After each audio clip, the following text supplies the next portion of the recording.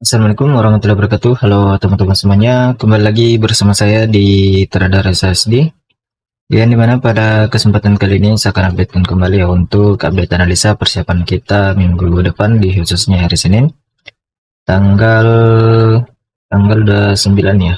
Jadi tanggal 29 kita akan mulai menghadapi market lagi ya. Dan di sini kita lihat ini kemarin saya sampaikan juga di live ya, bahwa kalau dia ada rejection di area ini, maka dia akan potensi untuk koreksi dulu ya. Dan sempat ini saya sampaikan juga di live kemarin di TikTok ya. Di sini dia ada koreksi dan bisa saja dia terkoreksi ke kemarin saya sampaikan di kisaran 3661 kalau nggak salah sampai 36, entahlah, yang jelas di kisaran area ini. Karena di sini kalau kita lihat ini merupakan area SBR ya. Ini merupakan area SBR. Jadi kalau semisal ini naik di retest lagi, yang dimana di sini dia bertepatan juga ya, dia bertepatan juga dengan dynamic support. Jadi mungkin kemungkinan besar ya, kemungkinan besar dia akan ada rejection lagi di sini untuk melakukan kenaikan. Dan kalau kita lihat di sini ya, ini sedang dalam pembalikan arah ya dari tren bearish ke bullish ya, yang dimana di sini dia ada bias bearish sebelumnya ya, yang terjadi penurunan. Di sini dia terjadi penurunan dan kemudian pada saat dia terjadi penurunan dan ada penolakan di kisaran area demandnya ini ya, di area demandnya ini dia buat rejection quote lagi ya. Dan ini dua kali diuji juga, ini uji pertama kemudian uji kedua dan tidak mampu untuk membreak. Dan kalau ini berhasil di break kemarin ya, ini berhasil di break kemarin, akhirnya akan terjadi penurunan ke kisaran area 3695 sampai 3691 ya. Jadi mungkin akan ke area tersebut. Dan di sini kita akan jadikan sebagai area RBS ya. Ini akan jadi area RBS, resisten yang akan menjadi support saat ini ya, apabila dia di retest. Dan di sini ada 3 konfirmasi untuk rejectionnya dia ya. Ada 3 konfirmasi untuk rejectionnya dia. Yang pertama di sini alasannya dia merupakan area resisten sebelumnya yang berhasil di breakout dan berpotensi untuk jadi support. Nah, untuk yang kedua di sini dia ada dynamic support ya, di sini exponential moving average 50 dan 24. Kemudian di sini ada support trendline juga ya. Jadi ada 3 konfirmasi yang bisa kita ambil di area tersebut. Dan kalau kita coba tarik garis Fibonacci retracement dari area ini ke area high-nya, ini juga untuk RPS-nya masuk dalam golden ratio Fibonacci. Jadi ada 4 konfirmasi yang bisa kita ambil di situ untuk kita jadikan alasan ambil buy ya di area sini di kisaran harga 3758 sampai 3752 untuk pantauan kita minggu depan ya. Jadi apabila nanti memang di sini terjadi penolakan, kita bisa saja untuk mencari area buy di area tersebut, kemudian mencari target di resistennya lagi ya. Ini akan jadi resisten utama saat ini ya. Jadi dia belum mampu untuk di break lah untuk area kisaran resisten ini. Ini adalah all-time high-nya ya. Jadi ATH-nya di situ.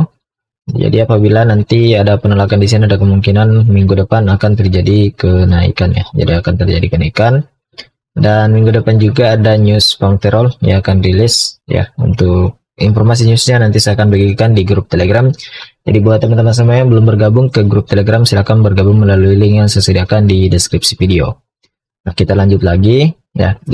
Dan apabila ini dia berhasil break, maka ada potensi terjadi penurunan dulu ya, kemudian retest dan lanjut lagi melakukan penurunan di kisaran 3742 atau akan uji supportnya kembali ya di area ini, di kisaran area 3727 sampai 3721 ya, kita jadikan sebagai support. Dan kemudian untuk key level ya, kita bisa jadikan ini sebagai key level. Jadi selama harga ini tidak di break, kita jadikan warna ya. Jadi selama area ini tidak di break di 3758, maka potensi untuk terjadi atau masih dalam kondisi bullish ya, tidak akan terjadi kondisi bullish. Jadi kita akan tunggu saja seperti apa nanti perkembangan, karena ini kita lihat di time frame 1 jam dan kita akan coba ke time frame 30 menit. Kalau kita lihat juga di time frame 30 menit polanya hampir sama, yang dimana di sini terbentuk yang namanya pola ascending ya. Ada pola ascending yang memungkinkan terjadinya kenaikan kembali. Walaupun sebenarnya di sini kalau kita lihat bearishnya di sini sangat kuat ya, ini sangat kuat juga. Kita coba hapus dulu untuk Fibonacci retracement-nya. Dan kalau kita lihat di time frame daily di sini sebenarnya dia dalam range sideways ya, dan di sini kalau semisal nanti dia berhasil break di atas dari 3763, maka akan lanjutkan kenaikan ya sampai di 3800 atau 3820 untuk target kenaikan selanjutnya.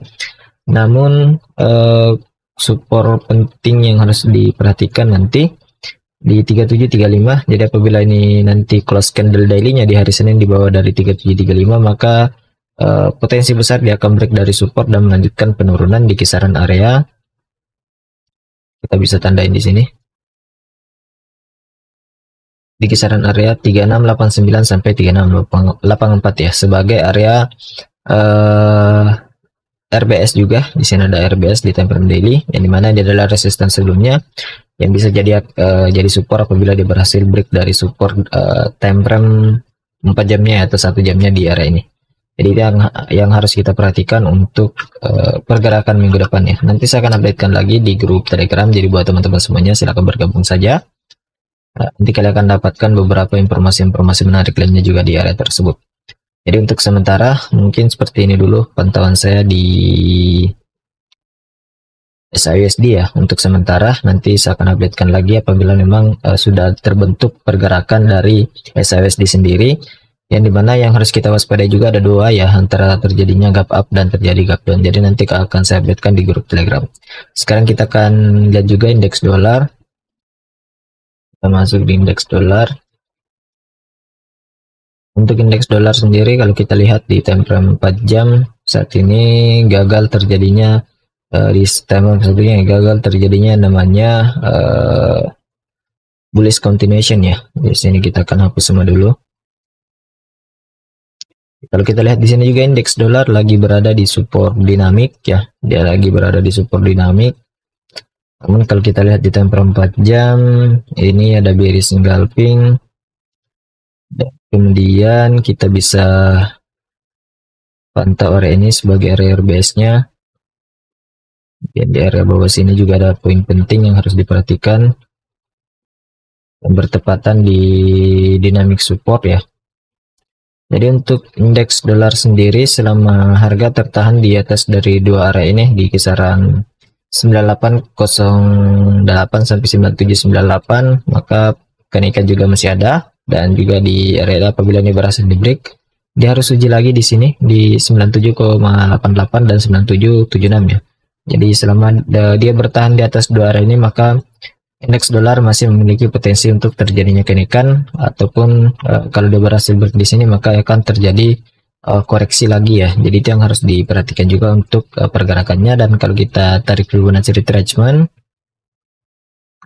golden rasionya di time frame 4 jam ada di 9774 dan 9750 ya. Namun untuk area di sini, di range-nya di sini dia berada di 98,07 dan 97,92.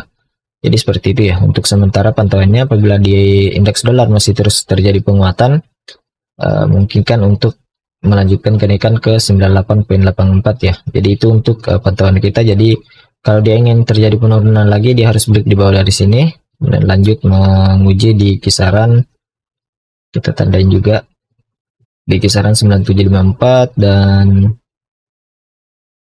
9720 serta 9734 ya. Jadi itu untuk analisis kita di indeks dolar.